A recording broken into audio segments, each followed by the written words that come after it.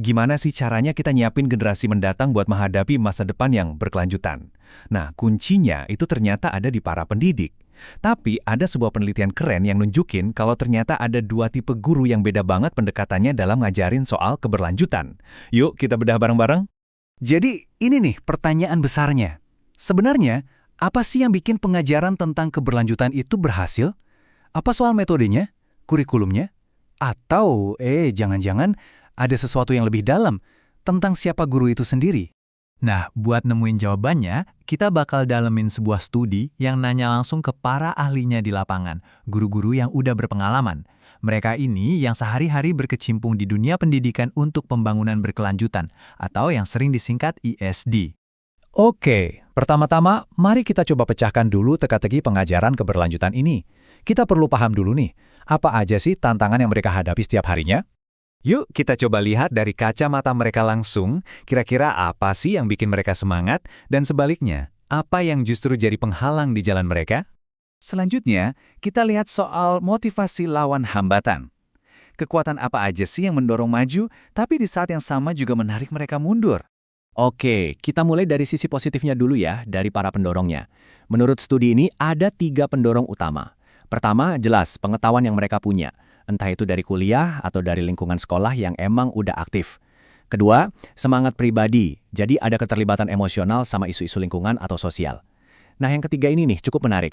Ternyata ada juga dorongan buat naikin citra sekolah, misalnya lewat penghargaan atau program-program keberlanjutan. Tapi ya, namanya juga perjuangan, perjalanannya nggak gampang. Ada juga penghalang-penghalang besarnya. Dari sisi sistem, mereka sering berhadapan sama birokrasi yang ribet dan kurikulum yang kaku banget, yang terkotak-kotak per mata pelajaran.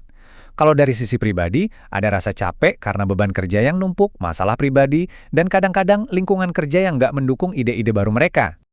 Nah, disinilah bagian paling serunya dari penelitian ini, tentang 2 agen perubahan. Ternyata, di tengah semua dorongan dan hambatan tadi, muncul 2 tipe guru yang berbeda. Jadi, ternyata nggak ada tuh yang namanya satu resep tunggal buat jadi guru keberlanjutan yang sukses. Malah sebaliknya, ada 2 profil yang beda banget.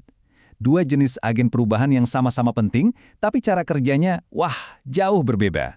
Biar gampang ngebayanginnya, kita pakai aja metafora ini. Si pekebun versus si arsitek. Keduanya sama-sama penting loh, tapi pendekatannya beda total. Nah, sebelum kita dalami metafora tadi, ini istilah formal yang dipakai di penelitiannya. Tipe pertama itu guru di dalam kelas, yang fokusnya ke interaksi sama murid-murid.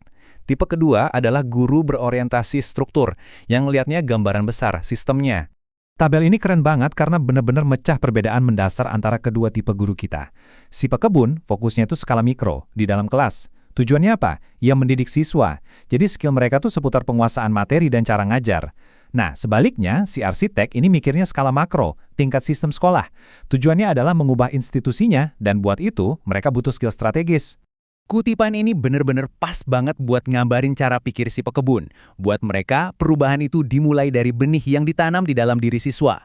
Nanti benih itu bakal tumbuh dan menyebar ke keluarga dan lingkungan sekitarnya. Efek dominonya itu loh yang kuat banget. Nah, kalau yang ini jelas banget nunjukin cara pikir si arsitek. Mereka percaya kalau mau perubahan itu awet, perubahannya harus dibangun jadi fondasi, jadi kerangka, jadi sistem sekolah itu sendiri. Perubahan itu harus jadi bagian dari struktur, bukan cuma sekedar proyek sampingan. Terus, apa dong artinya semua ini buat sekolah? Kenapa kita perlu banget tahu bedanya mereka berdua? Inilah poin utamanya, kita butuh dua-duanya. Sekolah yang berkelanjutan itu nggak bisa cuma ngandelin salah satu tipe. Si pekebun yang nanamin kesadaran di benak siswa, sementara si arsitek yang mastiin sekolah punya tanah subur dan sistem irigasi yang bagus biar benih tadi bisa tumbuh subur dari tahun ke tahun. Studi ini juga ngasih semacam peta jalan nih buat para pendidik. Jadi, pertama, kuasai dulu skill di dalam kelas, jadilah pekebun yang hebat. Habis itu, kembangkan kemampuan strategis biar bisa jadi arsitek. Nah, idealnya, 2 hal ini jadi bagian yang nggak terpisahkan dari semua pelatihan calon guru. Dan kita tutup dengan satu pertanyaan buat kita renungin bareng-bareng. Kalau kita tahu kita butuh 2 peran ini, gimana caranya sistem pendidikan kita, mulai dari kepala sekolah sampai pembuat kebijakan, bisa nyiptain lingkungan di mana si pekebun dan si arsitek ini bisa sama-sama berkembang? Jawabannya, mungkin banget, bakal nentuin seberapa siap kita menghadapi masa depan.